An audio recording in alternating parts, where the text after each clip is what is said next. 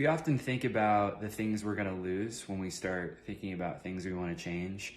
So, an example might be if we're trying to lose body fat, we might think to ourselves, and this might just be an initial process where we think, well, then I can't go out to happy hour with my friends 3 nights a week, or then I can't eat all the foods that I enjoy. I'm gonna have to starve myself or something like that. We tend to go to negative and extreme.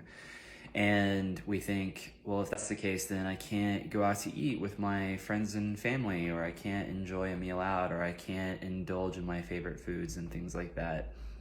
And we sometimes immediately go to the place where we think about all the things that we stand to lose. And this is a trick that our brain plays on us because we have an internal negativity bias.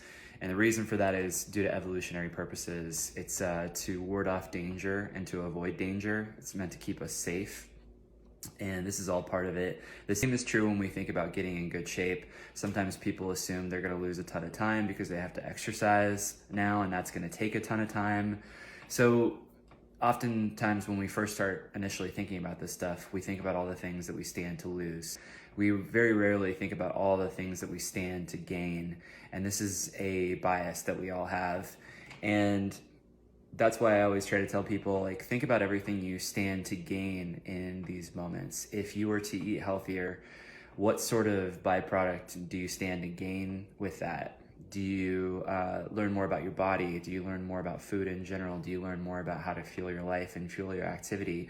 Do you learn how to enjoy food without guilt? Do you learn how to cook? Maybe that's part of it too, like just becoming a better cook and somebody that's a little bit more well versed in cooking healthy food for yourself and maybe your family or your friends.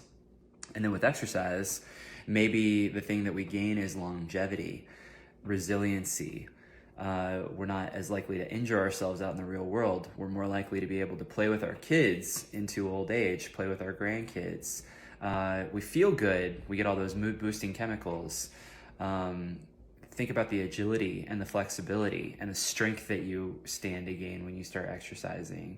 These are all the things we stand to gain, but we tend to ruminate on the fact that it might take some time. And this is how we can flip the script and reframe. And I'm a big fan of reframing things. So I would just say, take that stuff into consideration when you're thinking about potentially implementing some healthier habits and some healthier activities. And if you need some suggestions on where to start,